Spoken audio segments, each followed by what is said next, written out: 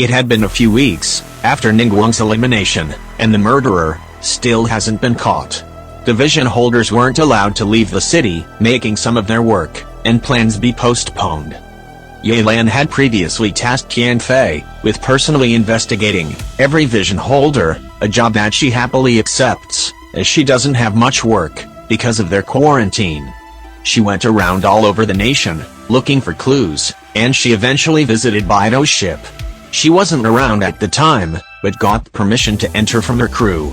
There, she spotted Baedou's claymore, covered in blood stains, hidden near their weapons, which made her be suspicious. She then sneakily took the claymore to investigate it further, and hurriedly left the ship. When doing research on the weapon though, she noticed that the blood stains weren't from a human, but from a fish, meaning it wasn't used to eliminate Ningguang. She quickly returned the weapon to its owner, and sincerely apologized for her mistake, but Baedou mentions that she hadn't been using her sword to fish, so she didn't understand on how it could possibly have bloodstains of one. After that, she visited everyone's homes to do some checkups. When it's time for Xingzhou's house, she went into his room, it looking quite messy, but still normal. She then checks under his bed, and surprisingly finds a brand new, very sharp sword hidden under there. She thinks of the worst possible reason on why the sword was hidden, so she memorized the weapon's details, and awkwardly left their house to question someone. She interviewed a blacksmith, and he says that the sword was only made yesterday, long after Ningguang's elimination, requested by an unknown person, so it wasn't Xingzhou. When confronted by Yanfei, he claims to have never bought a weapon recently, and that he doesn't recognize the sword. This is the first time he has ever seen it, and was very confused on how it got under his bed, similar to Baedou. After that occurrence, Yanfei concluded that whoever eliminated Ningguang is trying to frame someone else for the crime, hence for the strange happenings. She's very proud of herself that she didn't fall for any of their tricks, and laughs as the murderer's plan backfired, because she can now clear Baedou and Xingzhou, narrowing down the suspects. The next day, Yelan invites the others to another meeting, hoping that it would be their last. She announces to them that she thinks it's time to reveal the last clue she found regarding Ningguang's elimination. She goes out for a second, and comes back, bringing a treasure hoarder with her, both of his hands tied. Yunjin suddenly screams that she recognized who the person is. He recently requested to work with her, being one of the actors in her previous play, and was one of the backup dancers in the festival. She was completely unaware, however, that he was a treasure hoarder. Yelan reaffirms her statement, and adds that he was also the one who helped eliminate Ningguang. She claims that she spotted him suspiciously exiting the festival, and she swiftly captured him. After doing some very intense interrogation, the treasure hoarder finally admits to being the one who eliminated Ningguang, but he was only forced to. The real mastermind behind the elimination was one of the vision holders, and he was only just an accomplice. The weapon he used wasn't even his, but was a special weapon, infused by an element from his boss. Yelan then says that she was unsuccessful in getting him to admit the murderer's name, only that they were a vision holder, here in the meeting. Everyone looks at each other with suspiciousness, Yunjin being very apologetic, as she was the one who hired him to be a dancer. She promises to do proper checks on the actors next time, and vows to never make it happen again. Yanfei then says to her that now is not the time to feel guilty, as they still have a case to solve, and assures her it's not her fault. Childe objects that maybe it was her fault, maybe she was the person who commanded him, as she was previously the treasure hoarder's boss. Yanfei denies it, as she already had previously cleared her. She then asks Yelan if she can interrogate the treasure hoarder on her own, as she might find more clues. Keiching and Childe, also wanting to have a go, eagerly requesting they interrogate first. Yelan reluctantly agrees, as she can see that they were doing this to help the mystery end faster. After Childe's turn, it was finally Yanfei's chance to investigate and slowly approach the criminal. She asked him basic questions, and he answered very vaguely, clearly trying to hide something, avoiding giving too much information. Not learning anything insightful, she checked around his body, opening one of his pockets to see that there was a thin, blue strand of hair. She showed it to him, and his eyes opened with shock, screaming it was the boss's hair, before quickly stopping himself, looking embarrassed. Yanfei gives him a perplexed look, and turns around to report her findings to the others. They are visibly confused, softly whispering to each other. Yelan says to her that she never found that while she was investigating. Childe suddenly stands up from his chair and walks towards them, congratulating Yanfei as she solved the case. He says that they can already solve it through the process of elimination.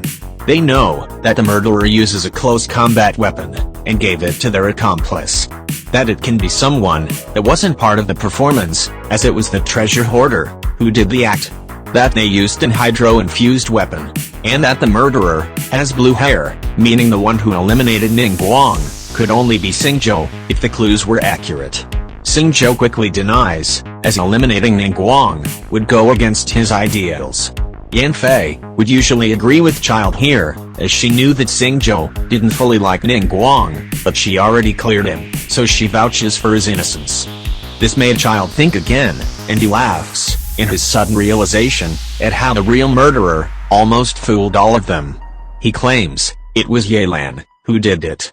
He says that didn't they think it was strange on how she was trying to hide the body?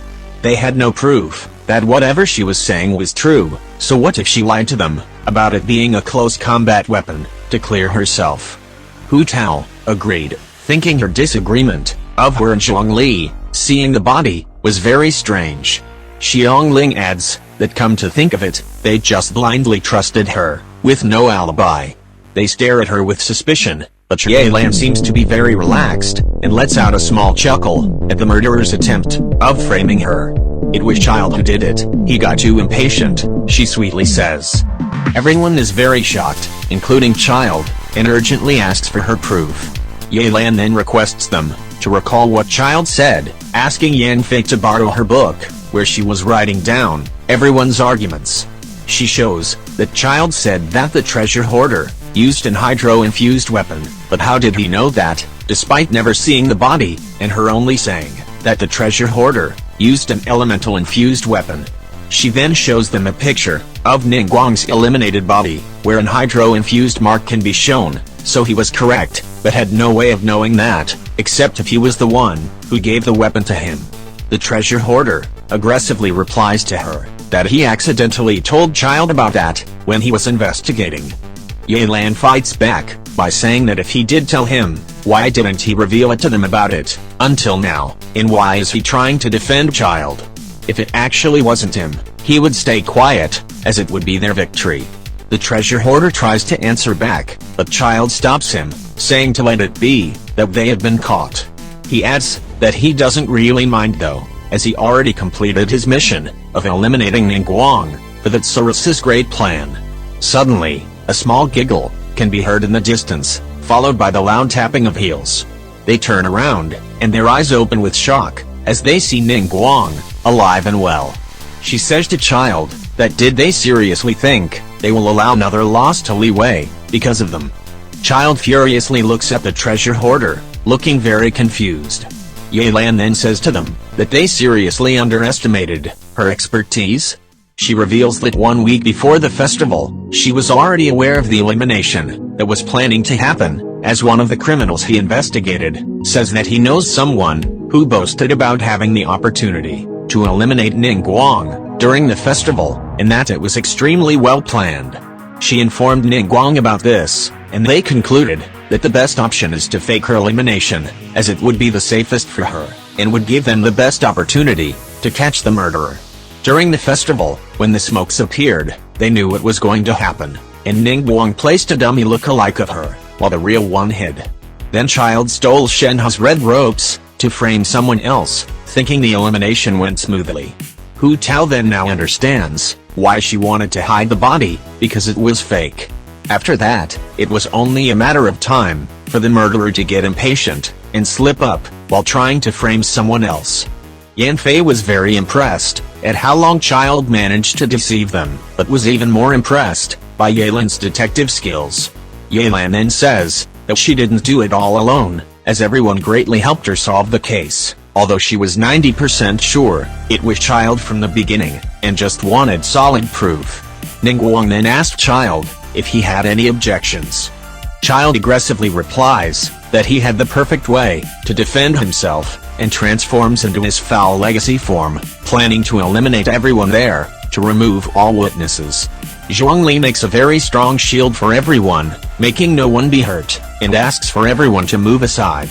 He then makes a contract to Childe that if he defeats him, he will no longer harm their nation. And if Childe wins, he'll allow him to finish his mission. Childe obviously agrees, and the two of them fight. The two of them fight with all of their might, with Zhuangli shielding most of his attacks, and Childe perfectly utilizing his delusion and vision. Their brawl was extremely intense, and Childe almost broke through his shield after a perfect combo, but Childe finally reaches his limit and loses to Zhuangli. Yelan was very surprised by the amount of power they both possess, and wonders if one of them is secretly an Archon. As she was about to arrest Childe, one of the Harbingers suddenly teleports behind them, slashing Ningguang, but was luckily shielded by Zhuangli. The Harbinger then takes the weakened Childe and teleports him out, saying that they will soon be back, but Childe weakly says to just abandon the mission, as he made a contract.